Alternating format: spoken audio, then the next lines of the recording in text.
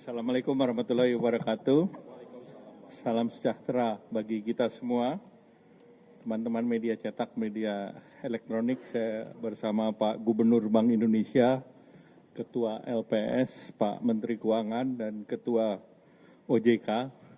Tadi rapat dengan Bapak Presiden dan dilaporkan kepada Bapak Presiden kondisi perekonomian saat ini yang dari hasil tadi pengumuman BPS di kuartal pertama baik, kita pertumbuhannya di 5,61 dan pertumbuhan ini adalah di antara negara G20 tertinggi. Jadi kita di atas Cina, di atas Singapura, Korea Selatan, Arab, bahkan Amerika. Dan pertumbuhan ini di atas daripada ekspektasi dari berbagai lembaga yang biasanya mereka rata-rata di angka 5,2. Kemudian dari beberapa pertumbuhan kita melihat bahwa pertumbuhan konsumsi baik di 5,52%, kemudian juga konsumsi pemerintah juga naik 21,31%, kemudian juga dari segi ekspor dan impor juga positif. Dari segi lapangan usaha, sektor industri, sektor perdagangan, sektor administrasi pemerintahan, jasa lainnya, dan juga transportasi pergudangan, pertanian, dan konstruksi juga berjalan dengan baik. Kalau secara indikator makro, ini inflasi juga berhasil ditekan di 2,42%, turun dari 3,48% di periode yang lalu, di bulan Februari, di bulan Maret, kemudian juga indeks keyakinan konsumen di 122,9%, neraca dagang positif untuk 71 bulan di 3,32 bilion. Kemudian cadangan devisa per Maret 148, neraca pembayaran surplus 6,1 dan realisasi investasi naik 7% menjadi 498,8. Kemudian kredit growth di 9,49%, dana pihak ketiga berarti trust dari masyarakat tinggi 13,55%. Dan kemudian tentu beberapa hal yang menjadi perhatian tentu terkait dengan Bapak Presiden melihat terkait dengan capital outflow, dan capital outflow tadi didalami bahwa disebabkan oleh pasar modal, kedua SBN, dan ketiga dinetralisasi oleh SRBI. Dan tadi disepakati, dilaporkan ke Bapak Presiden, kesepakatan kerjasama antara BI dan Menteri Keuangan, sehingga ke depan ini bisa dijaga terkait dengan capital outflow. Dan selanjutnya terkait dengan rupiah, Bapak Presiden menanyakan, nanti dijelaskan oleh Pak Gubernur, terutama juga terkait dengan diperdagangkannya mata uang Indonesia secara forward di beberapa negara.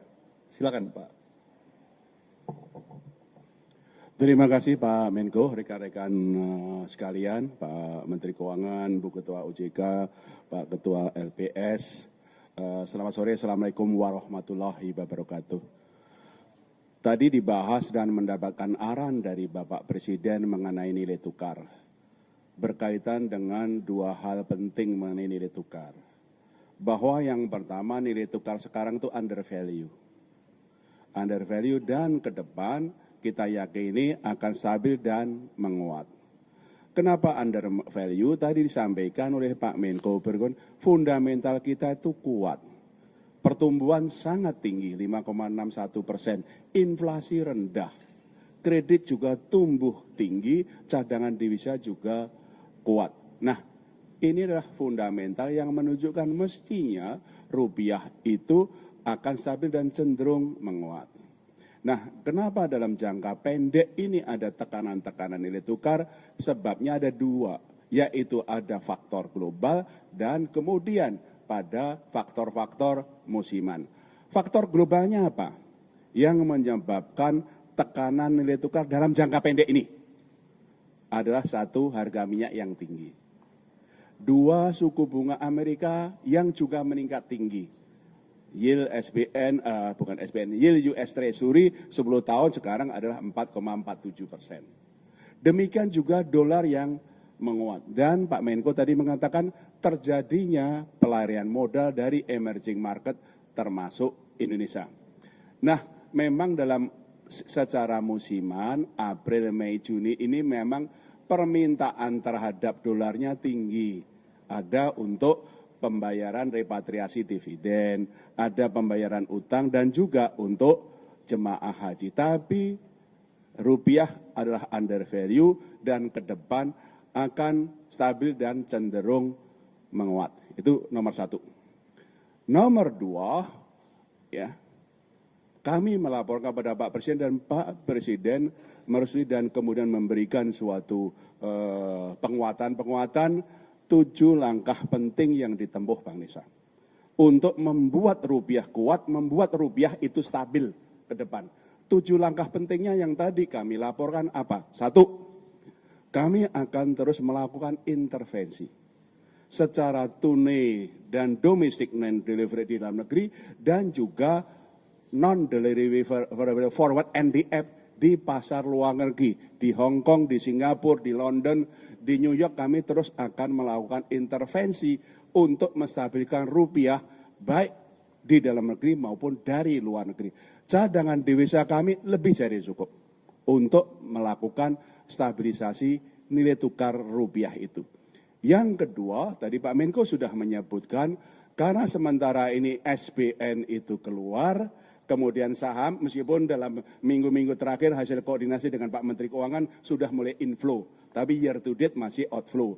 Sementara saham terjadi outflow, sehingga kami bersepakat untuk sementara ini SRBI dibuat perlu inflow. Sehingga inflow-nya SRBI bisa mencukupi outflow-nya SBN dan saham, itu koordinasi kami dengan Pak Menteri Keuangan sehingga betul-betul menjaga inflow-nya dari portfolio asing itu masih year to date-nya masih terjadi inflow dan itu memperkuat nilai tukar rupiah. Nomor 3, ini juga koordinasi dengan Pak Menteri Keuangan, BI akan terus membeli SBN dari pasar sekunder. Ini koordinasi sudah awal tahun koordinasi dan kita lakukan. Kami sudah membeli SBN dari pasar sekunder year to date adalah 123,1 triliun rupiah. Dan kami akan melakukan koordinasi termasuk nanti Pak Menteri Keuangan bisa melakukan masalah buyback dan segala macam. Koordinasi sangat erat antara fiskal dan moneter. Kemudian yang keempat, kami juga dengan Pak Menteri Keuangan menjaga likuiditas di perbankan dan pasaran lebih dari cukup. Yaitu terindikasi dari pertumbuhan uang primer yang selalu double digit. Di terakhir itu pertumbuhan uang primernya adalah 14,1%. Nomor 5, yaitu adalah yang kami sudah keluarkan adalah pembatasan pembelian dolar di pasar domestik tanpa underlying. Yang dulunya 100.000 dolar per orang per bulan, kita turunkan 50.000 dolar per orang per bulan. Itu yang kami langsung koordinasi dengan KSSK untuk penguatan, termasuk di dalam negeri itu adalah pasar yuan, Chinese yuan dengan rupiah sudah berkembang di dalam negeri. Karena lokal currency kita dengan Cina sama yuan, Cina sama rupiah itu sangat tinggi dan sekarang sudah mulai terbentuk pasar domestik yuan sama rupiah termasuk ini local currency sehingga itu mengurangi atau melakukan diversifikasi dari dolar sehingga itu bisa memperkuat. Nomor 6 adalah penguatan untuk pasar intervensi kami di offshore non-delivery forward. Supaya kita lebih mampu mengendalikan perkembangan nilai tukar di offshore, di luar negeri. Selain intervensi yang terus kami lakukan, kami juga membolehkan bank-bank domestik untuk ikut jualan offshore NDF di luar negeri. Sehingga pasokannya lebih banyak, sehingga itu akan memperkuat stabilisasi dari nilai tukar rupiah. Nomor berapa? 6 ya. Nomor 7 adalah peningkatan pengawasan kepada bank-bank dan korporasi yang terutama kami lihat bank-bank korporasi yang aktivitas pembelian dolarnya tinggi, kami kirim pengawas ke sana koordinasi dengan Bu Frederica Widiasari dari Ketua OJK untuk memastikan bagaimana stabilitas sistem keuangan terjaga. Terima kasih Pak Menko. Ya. yang tadi pembatasan pembelian dolar yang sudah kami turunkan dari 100.000 menjadi 50.000, kami persiapkan, kami akan turunkan lagi menjadi 25.000 sehingga pembelian dolar sampai dengan atau di atas 25.000 itu harus pakai underlying. Ya, itu yang kami akan perkuat, ini akan kami perkuat dalam negeri. Pak Menko sudah cukup? Oke, berarti yang lain. Silakan Pak Menteri Keuangan. Terima kasih Pak Menko. Saya sedikit aja, nggak 10 kayak Pak Gub tadi, 2 aja, 10 Pak. 7. Saya 2 aja mungkin. Yang pertama dari angka pertumbuhan ekonomi tadi yang keluar hari ini 5,61, itu kita diskusikan dengan Bapak Presiden bahwa kita memang sudah bisa membalik arah ekonomi. Dulu kan sebelumnya 5,39, sekarang 5,61. Dibanding sebelum-sebelumnya 5 atau di bawah 5 sedikit kan. Jadi ekonomi kita sedang mengalami akselerasi. Itu yang tidak disadari banyak orang sehingga orang agak takut dan keluar dari pasar modal. Kan saya kemarin bilang serok aja. Kalau mereka ikut mesti nanti ke depan akan untung banyak. Tapi jelas ekonomi sedang menuju pertumbuhan ekonomi yang lebih cepat. Dan akan kita jaga untuk gelombang kedua dengan berbagai kebijakan, koordinasi dengan Bank Sentral juga menjaga sistem kondisi likuiditas, dan juga kita akan memberikan stimulus tambahan ya Pak Menko ya ke perekonomian yang nggak lama lagi akan diumumkan, ya mungkin 1 Juni akan mulai jalan. Yang kedua untuk memperkuat nilai tukar,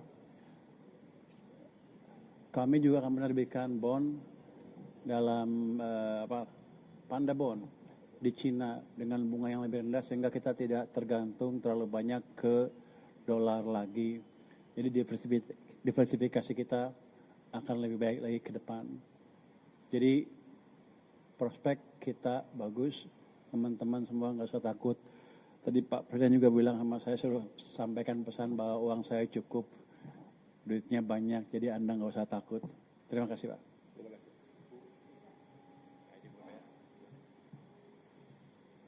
Terima kasih Pak Menko, yang saya hormati Pak Menko, Pak Gubernur BI, Pak Menteri Keuangan, Pak Ketua LPS, dan tentu saja rekan-rekan semua yang saya hormati. Selamat malam, Assalamualaikum warahmatullahi wabarakatuh. Baik, tadi kami menyampaikan dari forum tadi, pada intinya kalau dari kami menyampaikan mungkin concern dari yang disampaikan oleh Pak Menko tadi terkait dengan pasar modal. Dapat kami sampaikan kalau teman-teman lihat terjadi outflow ya, karena memang saat ini kondisi dari faktor geopolitik dan geoekonomi secara global, di mana tentu kalau dari the Fed higher for longer, makanya pada outflow. Namun selama kita yakini fundamental kita baik ya, kita harapkan ini akan bisa berbalik. Namun demikian dapat kami sampaikan bahwa setelah market event yaitu yang dicetuskan dari semenjak akhir Januari kemarin dari MSCI, dapat kami sampaikan bahwa seluruh hal-hal yang menjadi concern dari global investor terkait dengan transparansi dari pasar modal Indonesia, di mana data dari 1% pemegang saham sudah kita buka, kemudian granularity dari data dari 9 klasifikasi menjadi 39 sudah kita sampaikan secara sangat granular.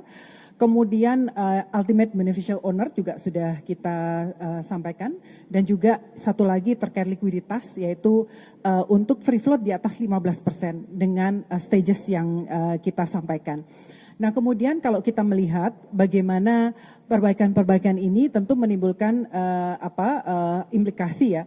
Kalau kita lihat nanti mungkin sebelumnya saya sampaikan, saat ini kalau teman-teman memperhatikan indeks harga saham gabungan, pergerakannya sudah inline dengan indeks-indeks utama seperti LQ45, IDX30 dan sebagainya. Jadi saham-saham yang sekarang pergerakannya sudah lebih ke fundamental, dan kalau kita melihat nanti mungkin pengumuman di Mei ya oleh MSCI dan juga nanti di Juni untuk terkait market kita, ya mungkin kalau di Maret nanti akan ada rebalancing dari indeks MSCI kita, mungkin kita ya expect akan terjadi penyesuaian, namun kita sampaikan ini adalah temporary dampak temporary dari perbaikan yang kita lakukan. seperti short term pain gitu ya, tapi harapannya ke depan akan semakin baik secara fundamental dan kita harapkan ini akan semakin baik karena kita terus memperbaiki contohnya untuk pendalaman pasar. Teman-teman kalau melihat angka jumlah investor di pasar modal kita dalam 1 tahun tuh naik sekitar 5 juta SID. Jadi kita pendalaman pasar, bagaimana investor domestik kita tingkatkan supaya kalau terjadi gonjangan di luar tetap lebih stabil untuk market kita. Mungkin dari kami itu Pak Menko, terima kasih. Terima kasih Ibu Fredrika Widiasari. Yang terakhir terkait dengan regulasi devisa hasil ekspor sumber daya alam.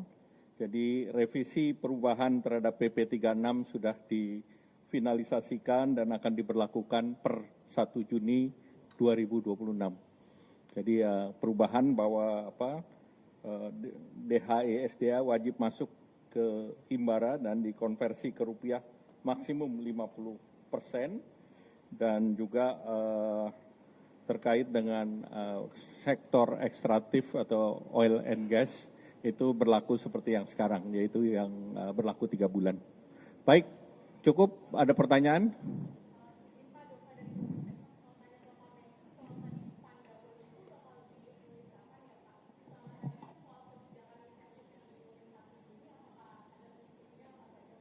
Nanti sesudah matang nanti kita umumkan. Lagi digoreng dulu. Cukup ya?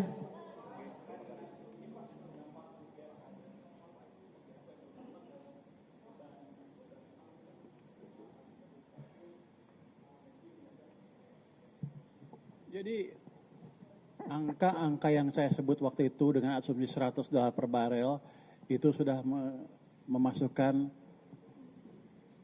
asumsi nilai tukar yang tidak jauh dari sekarang. Jadi angkanya nggak berubah, jadi fiskal tetap aman, sudah kita perhitungkan. Baik, terima kasih. Wassalamualaikum warahmatullahi wabarakatuh. Terima kasih.